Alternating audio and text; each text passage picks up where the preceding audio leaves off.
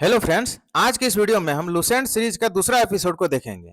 इसमें हम विदेशी यात्रियों के बारे में खासकर हम लोग जानेंगे। आपको बता दें कि हम इस सीरीज में पूरा लुसेंट को कवर करेंगे और ये हमारा दूसरा एपिसोड है।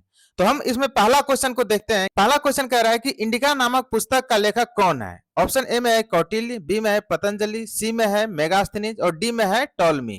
इंडिका नामक पुस्तक का लेखक जो है वो मेगास्थनीज है। ठीक है, तो इसका आंसर सी हो जाएगा। ये मेगास्थनीज के द्वारा लिखा गया एक किताब है। ठीक है, और मेगास्थनीज कौन थे? मेगास्थनीज जो है वो चंद्रगुप्त मौर्य के दरबार में आने वाले एक राजदूत थे। ठीक है, और ये किनके राजदूत थे? तो सेल्यूकस निकेटर का। इसके बारे में आगे हम लोग देखेंगे। ठीक है, अभी यहाँ पर हम याद रखेंगे कि इंडिका नामक पुस्तक का लेखक कौन है, तो वो मेगास्थनीज है। ठीक है, मेगास्थनीज जो है एक विदेशी यात्री थे। वो भारत में यानी चंद्रगुप्त मौर्य के दरबार में आए थे। नेक्स्ट क्वेश्चन में कह रहा है कि किस यात्री को यात्रियों का राजकुमार कहा जाता है। ऑप्शन ए में मेगास्थनीज, बी में है वेनसोंग और सी में है वान भट्ट और डी में है विल्हन। तो देखिए, यात्रियों का राजकुमार यहाँ कह रहा है, तो यात्रियों का राजकुमार हुएनसोंग को कहा जाता है। तो इस तरह से इसका आंसर बी हो जाएगा। मेगास्थनीज के बारे में अभी हम बताएं कि ये चंद्रगुप्त मौर्य के दरबार में आया था और हुएनसोंग जो है ये हर्षवर्धन के दरबार में आए थे। हुएनसोंग एक चीनी यात्री थे।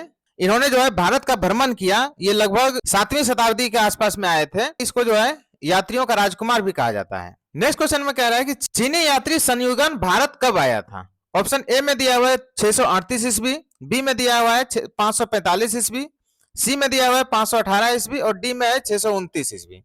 तो देखिए, संयुगन जो है ये भी चीनी यात्री थे। ये जो है भारत 518 ईस्वी में आए थे। तो इस तरह से इसका आंसर सी हो जाएगा। नेक्स्ट क्वेश्चन में कह रहा है कि हेरोडेटस, जिसे इतिहास का पिता कहा जाता है, उसकी पुस्तक हिस्टोरिका में किस देश के संबंध का वर्णन किया गया है। ऑप्शन ए में दिया हुआ है भारत ईरान का, बी में है भारत चीन का, सी में है भारत फारस का और डी में है भारत और मिस्र का। तो देखिए, यहाँ कई बातें जो है इसमें देखने को मिला है कि सबसे पहली चीज की हेरोडेटस को इतिहास का पिता कहा जाता है। अगर यह सवाल आए कि इतिहास का पिता किसे कहा जाता है, तो हेरोडेटस को कहा जाता है। और इनकी पुस्तक हिस्टोरिका, ठीक है, इनकी पुस्तक जिसका नाम है हिस्टोरिका।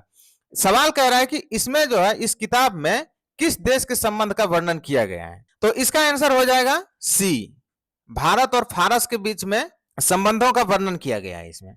नेक्स्ट क्वेश्चन में कह रहा है कि सिकंदर के साथ आने वाले यात्रियों में से कौन नहीं है। अब देखिए, सिकंदर के साथ आने वाले यात्रियों में कौन नहीं है, या नहीं है विशेष पर इस पर ध्यान देना है। ठीक है, अब ऑप्शन ए में दिया हुआ है निरियाकस, बी में है अरिस्टोबुलस, सी में है आनेस्टिक्रस और डी में दिया हुआ है डाइमेकस। तो देखिए, सिकंदर के साथ भारत आने वाले यात्रियों में निरियाकस, अरिस्टोबुलस और आनेसिक्रटस, ये तीनों जो है सिकंदर के साथ आए थे।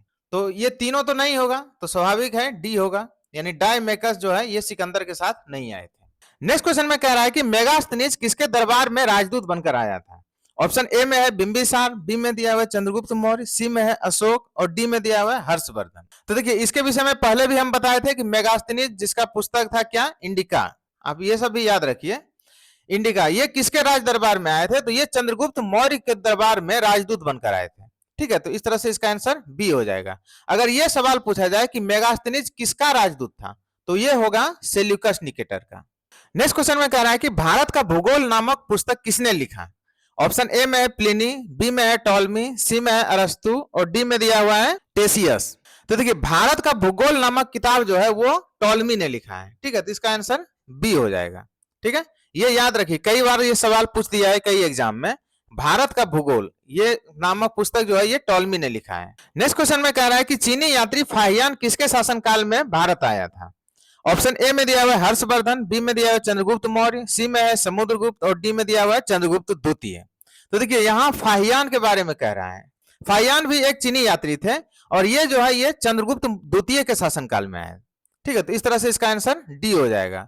तो देखिए, हर्षवर्धन के शासनकाल में कौन आए थे, तो हुएनसोंग, जो अभी इसके पहले हम लोग देखे थे। चंद्रगुप्त मौर्य के दरबार में मेगास्थनीज आया था। मेगास्थनीज ने किस पुस्तक की रचना की, तो इंडिका। ठीक है, लेकिन यहां सवाल कह रहा है कि फाहियान किसके शासनकाल में आए थे, तो वो चंद्रगुप्त द्वितीय के शासनकाल में आए थे। नेक्स्ट क्वेश्चन में कह रहा है कि किताबुल हिंद नामक पुस्तक की रचना किसने की। ऑप्शन ए में दिया हुआ है अल बरून, बी में है इब्न बतूता, सी में दिया हुआ है मार्को पोलो और डी में है अली अहमद। तो देखिए, किताबुल हिंद नामक पुस्तक की रचना जो है वो अल बरून ने किया था। ठीक है, तो इस तरह से इसका आंसर ए हो जाएगा। अब देखिए किताबुल हिंद का हिंदी, जैसे ये उर्दू नाम है, ठीक है, इसका हिंदी में होता है भारत का खोज। अगर कहीं सवाल इस तरह से रहे कि भारत का खोज नामक पुस्तक किसने लिखा, तो ये भी इसका आंसर हो जाएगा अल बरूनी। नेक्स्ट क्वेश्चन में कह रहा है कि सी यू की नामक पुस्तक की रचना किस यात्री ने किया। ऑप्शन ए में दिया हुआ है फाहियान, बी में है इत्सिंग, सी में है हुएनसांग और डी में है संयुगन। तो देखिए सी यू की नामक पुस्तक जो है इसकी रचना जो है हुएनसांग ने किया था, ठीक है, तो इस तरह से इसका आंसर सी हो जाएगा। हुएनसांग किसके दरबार में आए थे, तो हर्षवर्धन के दरबार में आए थे।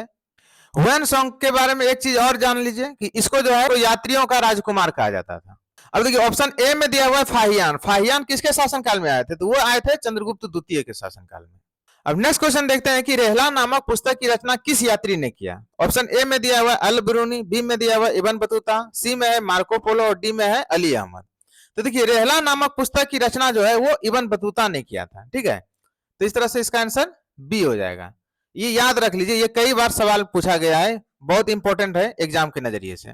रेहला नामक पुस्तक की रचना किसने किया, तो इब्न बतूता ने, ठीक है। अल बरूनी ने किस किताब की रचना की, सबसे जो फेमस किताब है वो है किताबुल हिंद, इसी को हिंदी में भारत का खोज भी कहते हैं। नेक्स्ट क्वेश्चन में कह रहा है कि मोहम्मद बिन तुगलक ने दिल्ली का काजी किसे नियुक्त किया था। ऑप्शन ए में है अल बरूनी, बी में है इब्न बतूता, सी में दिया है मार्को पोलो और डी में है अली अहमद। तो देखिए मोहम्मद बिन तुगलक ने दिल्ली का काजी नियुक्त किया था इब्न बतूता को, ठीक है, तो इस तरह से इसका आंसर बी हो जाएगा। तो इससे देखिए एक चीज और पता चलता है कि यदि ये सवाल पूछा जाए कि इब्न बतूता किसके शासनकाल में भारत आए थे, तो ये मोहम्मद बिन तुगलक के शासनकाल में आए थे। इसका प्रसिद्ध किताब का नाम क्या है, इसका प्रसिद्ध किताब का नाम है रेहला। और देखिए ऑप्शन ए में दिया हुआ है अल बरूनी, अल बरूनी का किताब का नाम क्या है, किताबुल हिंद, या तो इसको हिंदी में भारत का खोज कहते हैं। तो ये सब याद रखिए। अब देखिए अगला सवाल कह रहा है कि अल बरूनी किसके साथ भारत आया था। ऑप्शन ए में है मोहम्मद गौरी, बी में है मोहम्मद बिन कासिम, सी में है मोहम्मद गजनवी और डी में है सिकंदर। अब देखिए अल बरूनी जो है वो महमूद गजनी के साथ भारत आया था, ठीक है, तो इस तरह से इसका आंसर सी हो जाएगा। नेक्स्ट क्वेश्चन में कह रहा है कि निम्नलिखित में से कौन एक तिब्बती यात्री था। ऑप्शन ए में दिया हुआ है अल बरूनी, बी में दिया हुआ है इब्न बतूता, सी में है मार्को पोलो और डी में है तारानाथ। तो देखिए यहाँ सवाल कह रहा है कि तिब्बती यात्री कौन थे इसमें से, तो देखिए तिब्बती यात्री जो है वो तारानाथ थे, ठीक है, यानी तारानाथ जो है वो तिब्बत से आए थे, ठीक है। अब देखिए ऑप्शन ए में दिया हुआ है अल बरूनी, तो अल बरूनी कहां से आए थे, अल बरूनी जो है वो अरब देश से आए थे। इब्न बतूता के बारे में देख लेते हैं, ये भी जो है ये भी अरब देश से आए थे। अब देखिए मार्को पोलो जो है वो इटली से आए थे, ठीक है, और तारानाथ ये तिब्बत से आए थे, ठीक है। तो यहाँ सवाल क्या कह रहा है कि तिब्बती यात्री कौन था, तो वो तारानाथ होगा। नेक्स्ट क्वेश्चन में कह रहा है कि प्रसिद्ध चीनी यात्री हुएनसांग कितने दिनों तक भारत में रहे। ऑप्शन ए में दिया हुआ है 7 वर्ष, बी में दिया हुआ है 30 वर्ष, सी में है 15 वर्ष और डी में है 29 वर्ष। तो देखिए हुएनसांग जो है वो भारत 629 ईस्वी में आए थे, ठीक है, और यहां से वो प्रस्थान किए 645 ईस्वी में, ठीक है, तो इस तरह से कुल मिलाकर वो 15 साल यहाँ रहे, ठीक है, तो इस तरह से इसका आंसर सी हो जाएगा। अब सवाल यदि ये पूछा जाएगा कि हुएनसांग किसके शासनकाल में आए थे, तो हर्षवर्धन के शासनकाल में आए थे, ठीक है। इसको जो है यात्रियों का राजकुमार कहा जाता है, और कहाँ के थे, तो ये चीनी यात्री थे, ठीक है, यहाँ दिया ही है चीनी यात्री। नेक्स्ट क्वेश्चन कह रहा है कि नेचुरल हिस्ट्री नामक पुस्तक की रचना किस यात्री ने की थी। ऑप्शन में ए में दिया हुआ है टॉलमी, बी में दिया हुआ है हेरोडोटस, सी में है प्लिनी और डी में है तारानाथ। तो देखिए नेचुरल हिस्ट्री नामक पुस्तक की रचना जो है उस प्लिनी ने किया था, ठीक है, तो इस तरह से इसका आंसर सी हो जाएगा।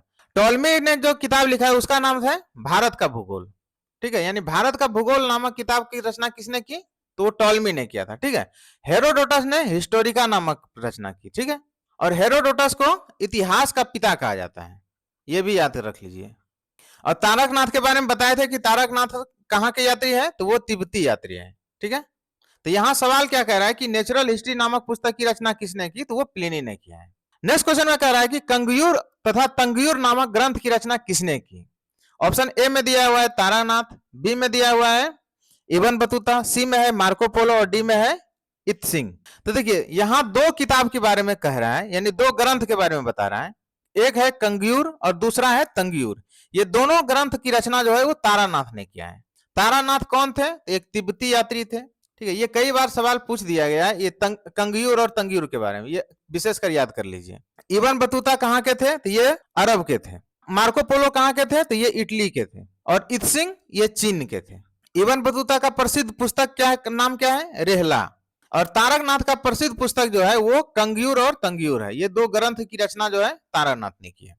नेक्स्ट क्वेश्चन में कह रहा है कि सम्राट अशोक के दरबार में आने वाले यात्री निम्नलिखित में से कौन थे? ऑप्शन ए में दिया हुआ है डायोनिसियस, बी में दिया हुआ है टीसियस, और सी में दिया हुआ है डाइमेकस, और डी में दिया हुआ है आरिस्टोबुलस। तो देखिए सम्राट अशोक के दरबार में डायनोसियस नामक यात्री जो है वो आए थे। ठीक है, तो इस तरह से इसका आंसर ए हो जाएगा। टेसियस जो है वो एक ईरानी यात्री थे। ठीक है, और डाइमेकस ये सीरियन यात्री थे। तो यहाँ सवाल कर रहा है कि अशोक के दरबार में आने वाले कौन थे? तो अशोक के दरबार में डायनोसियस हैं। ठीक है, नेक्स्ट क्वेश्चन में कह रहा है कि किस यात्री ने 13वीं शताब्दी के अंत में पांडे देश की यात्रा की? ऑप्शन ए में दिया हुआ है तारानाथ, बी में है इबन बतूता, सी में है मार्को पोलो, और डी में है इत्सिंग। तो देखिए 13वीं शताब्दी के अंत तक पांडे देश की यात्रा करने वाले यात्री जो थे वो मार्को पोलो थे। ठीक है, तो इस तरह से इसका आंसर सी हो जाएगा। मार्को पोलो कहाँ के थे? इटली के थे।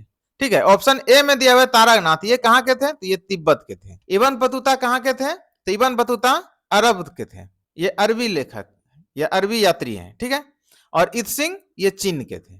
ठीक है, तारानाथ का प्रसिद्ध ग्रंथ का नाम क्या है? Kangyur and Tengyur. Ibn Battuta का प्रसिद्ध पुस्तक का नाम क्या है? रेहला। ठीक है, इबन बतूता को ही मोहम्मद बिन तुगलक ने दिल्ली का काजी नियुक्त किया था, यानी काजी मतलब न्यायाधीश नियुक्त किया था। ठीक है, तो यानी ये सवाल पूछा जाए कि इबन बतूता किसके शासनकाल में आया था? तो ये मोहम्मद बिन तुगलक के शासनकाल में आया था। नेक्स्ट क्वेश्चन में कह रहा है कि निम्नलिखित में से कौन ईरान का एक राजवैद्य था? ऑप्शन ए में दिया हुआ है टेसियस, बी में है हेरोडोटस, सी में है टॉलमी, और डी में है प्लिनी। तो देखिए यहाँ कह रहा है कि ईरान का एक राजवैद्य था, ये कौन थे?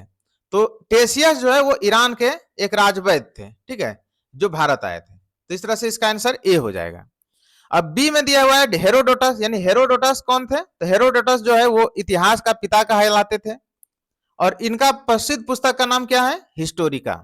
टॉलमी के बारे में आपको पहले ही बताया, टॉलमी का प्रसिद्ध पुस्तक का नाम क्या है? भारत का भूगोल। ये सब याद कर लीजिए, इसलिए हम दोहरा रहे हैं। प्लिनी ने किस पुस्तक की रचना की? तो ये नेचुरल हिस्ट्री। तो ये था हमारा आज का वीडियो। इसमें जो है विदेश से आने वाले यात्रियों के बारे में बताए हैं। अब अगला वीडियो में हम बताएंगे पुरातात्विक स्रोत के बारे में।